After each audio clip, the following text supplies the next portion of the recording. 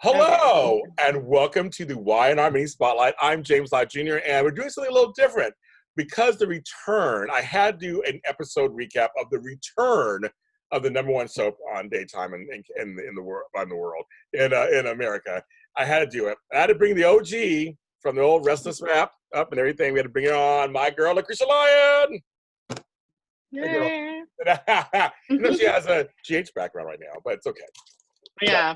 Like, I was like, yeah, I should have changed it to at least Crimson or something, but I'm like, nah, I'm good. We're gonna cross promote. It's fine. We just did a GH Mini Spotlight, and that's on. Yeah. Going to that too on GLJ Media. But yeah, normally it's an interview show or a spotlight show on certain things, but we're going to spotlight some of the stuff that went on this past week on its return to television after several months off the air. It was the last soap to come back on. So, Lacretia, what do you think overall on the return? I really liked, especially the first episode, because the way they did it, having Lily do these interviews about Catherine Chancellor, because, they're doing Chancellor Media, and it was like the anniversary of the rededication of Chancellor Park. And you're like, oh, I like this, because too, this is the way to seem distant and outside safe without looking weird. And it had a total purpose, and it really gave a huge nod to history. I really liked who they had involved, and that was sort of their way of catching you up as well. Like when you have Nikki talking about Victoria and Nick talking about Sharon, and you have, like, I love when Victor calls Billy Boy. So I was like, Billy oh, Boy. shady Victor, Billy Boy Evans.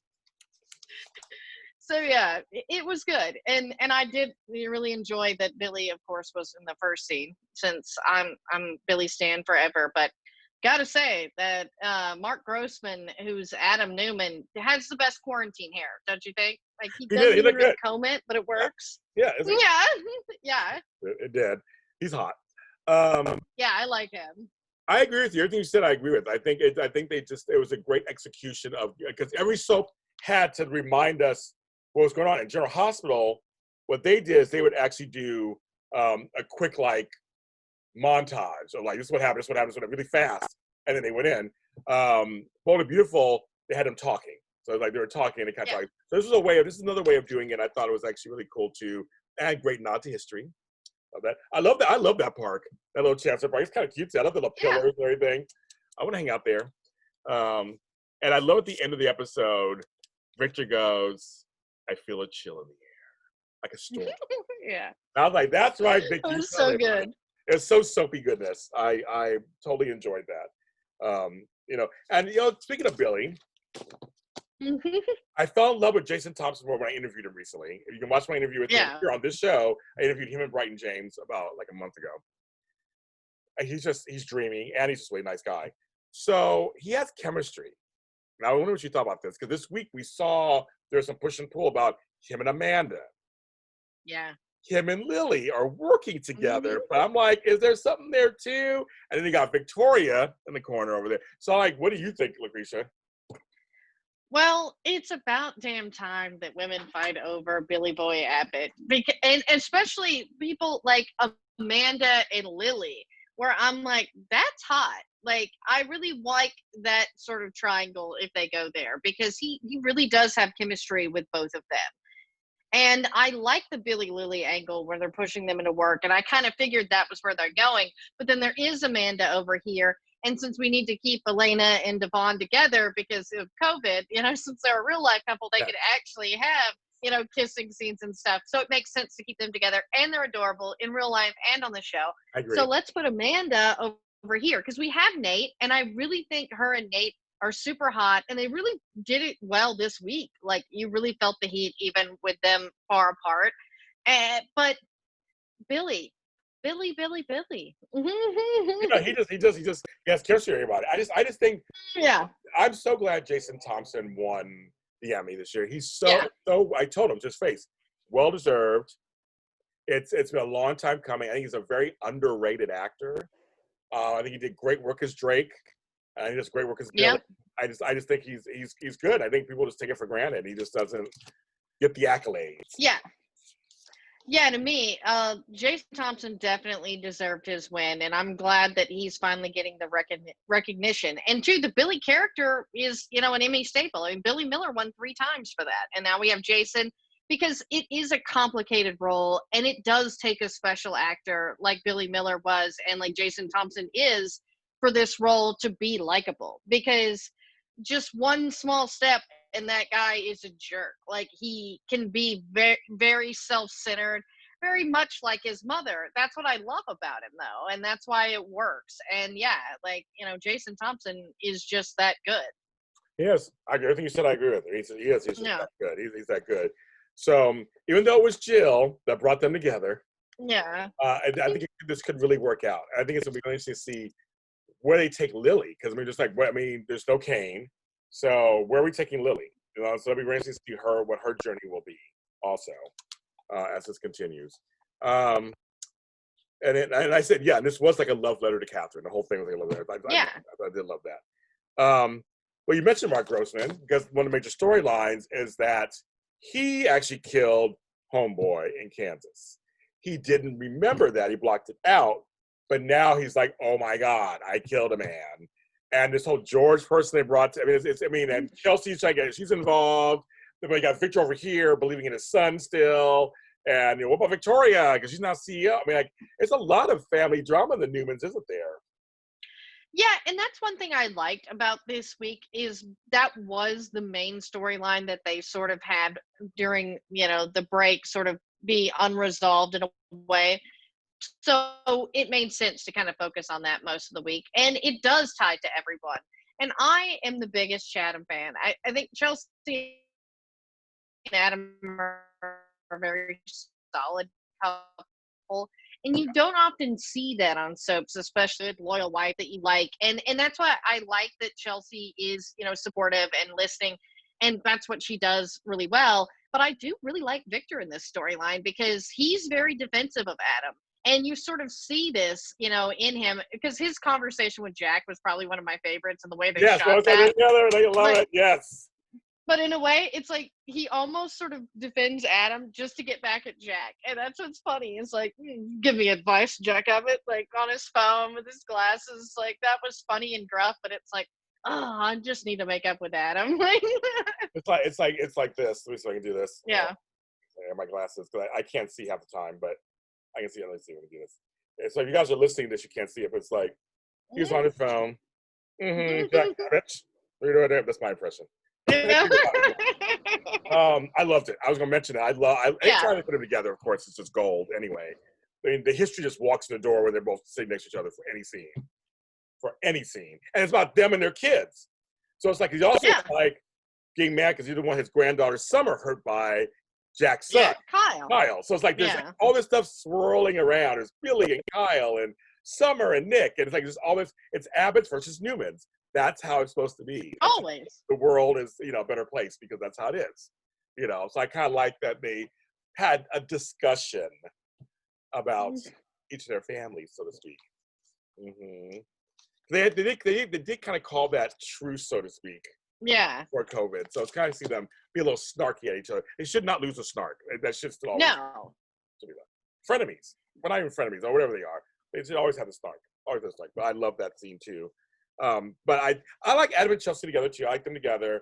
Yeah. But they brought Adam back into Sharon's orbit. It's like now I'm bouncing everywhere. Everybody's bouncing everywhere. I know, and it's one of those things that I hate to agree with Nick, but Nick was so right in that Sharon doesn't need to deal with this right now. Like, Sharon has a lot on her plate with being diagnosed with breast cancer. And it's one of those things that a lot of us kind of want to get away from this storyline as much as we can because of all the other stuff going on. But at the same time, it is, just such a great reel for Sharon Case, and just how everybody is with her just works. And it is what it is. So, but I do feel like maybe they are kind of going to resolve that a little quicker than maybe they planned, to kind of put her in Adam's orbit to help him, since Sharon, became a therapist in like a few months, like on the show. So we'll have that, and it makes sense. The accelerated program, Lacretia. Went through the accelerated program. Yeah. But yeah, They no, have those. everything you say, again, I agree with you, everything you say. I think it's funny because it's when she said when he called, was like, what can I do for, can I help you, blah blah. Or she said she would help Yeah. her because she fought with Nick. I was like, okay, so they're bringing them together in orbit. I mean, he always kind of circles back. I mean, she already has Ray, already Yeah. hated her, but her and Nick are totally friends at this point. I mean, it's funny because I don't see her and Nick getting back together. I feel like maybe they're not endgame after all. Yeah, like it's one of those things that I actually always liked Sharon and Nick when Sharon was the ingenue. But once Sharon became more on Phyllis's footing and they were more equals, then it was like, nah, then Vic. I mean, because talk about chemistry. I mean, Michelle and Josh just killed those scenes because that was what I was wondering. I'm like, when they can't touch each other, what are we gonna do? Because Vic is always all over each other. But oh no, they much like Frizz on General Hospital, they could do it without touching. I'll do it. Yeah. Yes. No. Yeah. No. They did. You're right. And I mean, our girl Michelle Stafford, we love her to death, of course. But no, it's this. They do have chemistry. I mean, and people are getting mad. But I'm like, because she said something like, "Why is not working with Joshua Morrow?" And it's like she likes Yeah. it. Trust me, her and Peter Bergman have chemistry. They were great together too. Oh yeah, I'm a bigger fact fan, but like I don't see that happening. No, But, yes, they're not happening. But I'll take this, and it does work. And I love Summer's like, whatever. Do what you gotta do. yeah. It's fine. I mean, it was so funny. She was like serious when I talked to her. Such Phyllis being serious and everything. She's like, Yeah. as long as you gotta do what you guys are gonna do, I don't mind. You guys together, I don't mind. And that was it. It was like there was no discussion about it. And I thought that's hilarious. Because initially when Summer realized like they were just having sex, she was all like, "Oh no, it always ends badly." Like I love their relationship because Summer is sometimes the adult with Phyllis and Nick, and it's very cute. And I liked the scenes between Summer and Phyllis this week where she was like, "Yeah, you know what? I'm good. You're fine." They're fine. And then, speaking of Abbott's, we have some now we have this Dina mystery. I guess Dina's the gift that keeps on giving. It's like her dementia just keeps bringing all kinds of stuff. So now we get the Bixby thing, some camera they got to find. Yeah. I was it's like what for? Like, I mean, no more siblings, right? I think we're done. Yeah. I mean, Theo is, and I like Theo, and Theo is. See, I know. I'm like, Yeah, with them, and he's I'm like, he's the influencer, as I trying to think be. about. Like, Hey, yeah. Lily and Kate, I said Kate. Oops, Freudian slip. Lily and Billy fought over it. Yeah. She was like, maybe. She was like, yes. He was like, no. Then he was like, ooh, maybe yes. And Yeah. like, no. So I thought, interesting. What if Theo and Lily get together? That would be weird to me, because that's the thing with Theo, like, and Lola. Yeah. I'm like, they're the ones that I don't think they fit anywhere that I see right now. And it's one of those things that I do see that maybe Theo being involved with Lily and Billy in this might be something for him to do and maybe kind of like make more sense. But yeah, with Lola and Ray, I almost feel like they're on their way out because you've got Adam coming back into Sharon's orbit. You have, like, as I'll say, the one thing I really don't like about Lola is she's head chef, yet she looks 20 at society. And I really am always bothered by those weird, like, roles on TV and movies. It's like, this is what gives people unrealistic expectations as millennials. Like, no, you would not be head chef at 20. Yeah, a little weird. I agree with that. Yeah. A little weird. And I mean, it's like, what are we doing with her besides Theo? Yeah. I know, man. And then I got, because we mentioned her a second ago, I can't go without saying this. Phyllis and the fossil bones. Oh, I love the bone stuff. That was funny. I'm like, Amanda was like, "What's in the box? What'd you go shopping?" And she's like, Yeah. I was like, "Is this Fred Flintstone? Like, what's going on?" I was like, so I'm like, her shenanigans. I mean, I guess Phyllis does shenanigans like this, right? I guess that's in character. Yeah. Yeah, and that, to me, that was a very in-character Phyllis thing to do. And probably the most enjoyable part of the her and Abby feud, because I did enjoy them yelling with at each other because it was so loud with the construction at start. Yes. And I really like Melissa as Abby, but like, they don't really work as adversaries because there is sort of like, Abby, you just can't match Phyllis. Like, the bone stuff was funny, and I thought that Amanda with Phyllis friendship is good. Yeah. And they were really enjoying the comedy of what that was. And that's what I really like. And I'm glad we have more of them because I don't know where Michael is, but Phyllis's other friend, but Yeah, yeah, I know where he is right now. you know, He hangs out with Michelle Stafford off camera. I see him hanging out. yeah. No, it's not. But yeah, no, I agree with you. It's kind of cute, and everything was kind of cute there. And also, and Nick telling Abby, "I'm not gonna apologize for bringing the Phyllis. I'm not gonna apologize." I'm like, Yeah. I actually liked Nick going to Abby to try to solve the situation because I was like, wait, this is like non-soapy. This is a reasonable thing to do. yeah, totally, Hey, totally. I'm just going to give you something. Like, just stop. Like, come on. Right, right. Yeah. That's reasonable. And then he also had the Esther, Kevin, Chloe little moment. Yeah. I thought, okay. I mean, we don't really. I mean, she mentioned about the big time was a big tiny or tiny was the five. I forgot all about that storyline years ago. But like, they never. I mean, because Chloe's real name is Catherine, right? No, it's I think. I want the fans yelling at me. Yeah. Real quick, but because her real name was not Chloe. Chloe is another name, but I mean, I think it's something so like Chloe Young and the Restless. Okay, look it up. Yeah, because it'll be on there. The fans will kill me if I get it wrong. So Chloe Young and the Restless. Here we go. Chloe Mitchell's real name is. She was born in 1990. She was born. What was her name? There's no way on this show now.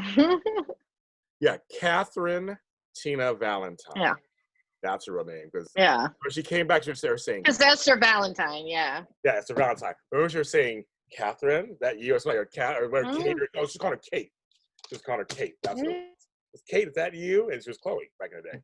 So yeah, Yeah. that was just a little. That was a kind of a cute moment, just of like, you're a good mom, feel like you're a good mother. It's okay, and it's okay. I had no problem with that whatsoever. Yeah. That was a very real scene, and I like how they included Chloe, even though Liz Mitchell had a baby, so obviously she, wasn't there for these scenes. Yeah. And so the little text messages and the yelling back and forth from Kevin made it feel like she really was up there, and they did it really well. And I like Kevin bringing up his dad, the late Roscoe Bourne. Yeah, I know. Oh, what a great actor! Yeah. What a great actor, especially on Life to Live. Yep. Oh yeah, Mitch Woo! Lawrence. Woo! Mitch Lawrence did decades of damage on that show. Yeah. Oh, yeah, he did on that show. So he was great. So rest in peace to him, what a great actor. I also like that little Connor likes his grandpa Victor. That he's only responding to him, not really responding. He's like, this stuff going on, he's responding to him. Well, yeah, because I will say, like, Chelsea did a good job of trying to keep Victor in Connor's life when Adam was dead, like, both times. Both times, I was like, which times? Yeah. Yeah. Yeah, it was like both times, like, she made a point because Victor did always feel guilt. And that's one thing I really like about Chelsea, because Chelsea is a truly reformed bad girl. Yeah, she is. I agree with you on that. And then, like, one of the last little things was, Tessa and Mara. Mariah. I'm saying Yeah. Tessa and Mariah. Yeah. Close that she actually turned down this big gig so she could stay in town to help Sharon recover from the cancer. That was they had another sweet moment. It was a sweet moment. Yeah, like, I will say I really enjoyed their scenes because it was a very regular relationship moment. And we did get Tessa's point of view, which made sense because sometimes we don't always get that with Tessa. Like, we don't know that much about her. But I like that she was like, no, I want to do this because I actually feel like I'm part of a family, and I've never really had that. And that's when Mariah opens up, is like, that's what we have in common. And I'm like, that was just a very human scene, and it made sense to kind of, and giving a reason why she would do that and why she's here, because they always come up with flimsy reasons sometimes on soaps. But this, I was like, no, that makes sense. Like, good job. Yeah, because I always there's always a fine line when they do scenes like this. Sometimes, like we on another show we just talked about, they weren't good. But on sometimes they do it, it still furthers along story, or it fills in gaps in the story when they have scenes like this. We're just like, oh, okay. Because I guess you can't always have action all the time with a couple. You got to have downtime. Yeah. But you got to figure out how to do it where it's not boring or out of character. So I kind of like that you're right. This was a great example of them just showing us, and it just explains that they're gonna get closer now, even more closer. And yeah, it's like, you know, they come from their past. Their path, they both come from kind of checkered, spotty paths. You know, so I like that. I did. I like that a lot too. That's good. And it's good to see Eileen Davidson. Good to see her. She looks hot, Yeah. hotsy totsy. Yeah, she looks so good. That's I'm great. like, wow, what is her secret? She looks good. I just love her and Peter Bergman together. They're like brother. And Yeah. when I met her, I was like, Jackie. brother and sister. Jackie. It's like, exactly. They are. Yeah. They're so. I know they've been together for off and on for years. I mean, obviously decades at this point, but it just seems so natural. And when Tracy's there, Beth Maitland, it's Yeah. the same thing. They seem like siblings. Yeah, and that's why I'm really liking this storyline. And I think that like Kyle and Summer also fit in really well with that as well. So the Abbott family makes sense for them to all be together. And it does make sense for Billy to be over here because Dina's not his mother or his grandmother.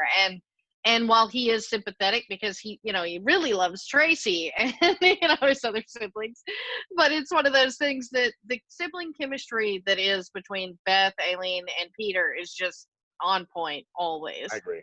I totally agree. Yeah. It's. I mean, again, I guess it helps having the same actors play it for a long time. And with Eileen Davidson not on contract, which I'm sure that's her choice. That she's just coming back. I'm glad she's able to come back and kind of further along story and kind of be there. I'm glad she's back. Well, that's what I like about Elaine Davidson is she seems to understand how important it is for her to be there for certain things. But I get not wanting to be on contract, especially when she does like Real Housewives and all sorts of other stuff. But, she tries to be there for the important moments and it really does help. It does help. And I think more soaps should, I mean, I know it's not always there up to them. It's up to the actors too, but I think they should all take a cue from that. The fans love it. The fans love this. It's continuity. It's part of the history. We need to see them on screen. You need to bring them on screen. Like, come on, folks. For those special occasions, weddings, funerals, even these small moments, just like mom's going through something, and you bring her on. You guys discuss it together as a family. I love that. I do. I love that. Yeah. What about Chemo? Is he ever going to come back? I'm really surprised. Well, I guess I'm not. Yeah. But they just don't mention him. It's like, there's no mention of it anyway. That's what's weird. And why not bring a hot Asian actor on? Sure, why not? There are so many. There's a ton. I just don't understand why they are not doing. I mean, it's just like he has another child. He has another son. I mean, it's crazy talk. It's just gone.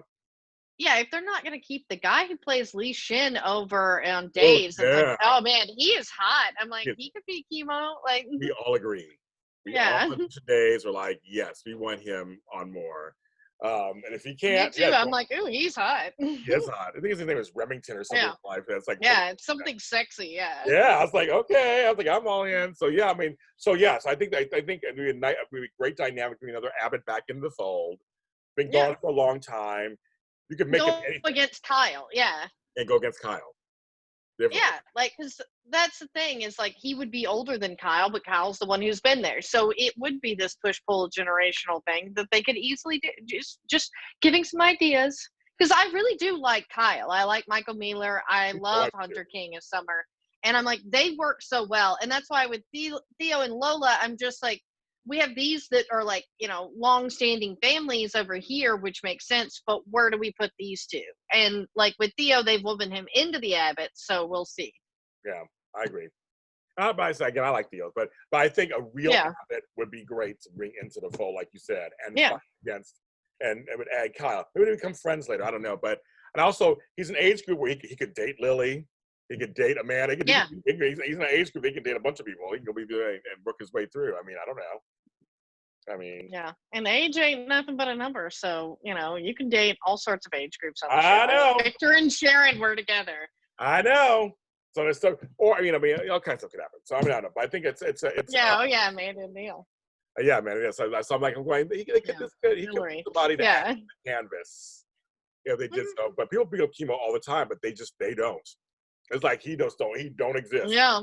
I was like, was that a mistake? I mean, what's going? I mean, I love the storyline. It was Vietnam. I love the whole storyline, but I'm like, they just won't even talk about it. It's like Bobby Martin from All My Children. He went upstairs, and never came back. And that's why going up to the attic is like the soap way of being like, you're not here anymore. Good night, everybody. I went upstairs, and then that's it. Mhm. Thanks for playing into the abyss. You know, I'm like, I don't know. It's like, if they can unabort America's child on my children, it brings me Yeah, that's what I'll always say is when they brought Jesse back and then they unaborted Erica's fetus on all my children jumped the shark many times over, and now anything can be done. anything done, anything done, anything. I love me some Colin Egglesworth though. He was hot. Yeah, But yeah, I he was was like, hot. but I was like, but she had the abortion. That was a major thing. Yeah. Just kidding. It was Ian Buchanan's character who Yeah. was all fake or whatever. So I'm like, it's just kind of crazy.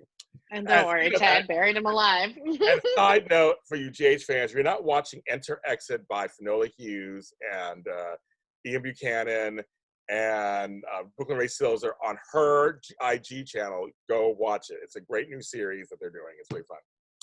Yeah, it's cool. As I mentioned, it's being done by phones and Zoom and stuff. It's very interesting. It's a mystery. So, written by Finola herself. A little side note. You guys, that's your Wine Army Spotlight. We did it, girl. We did it. It's like a little spotlight, folks. And I don't know. We may be back. Who knows? We'll see what's going on. I always talk to Lacretia. I always talk to her all the time. So we'll see how it goes this week.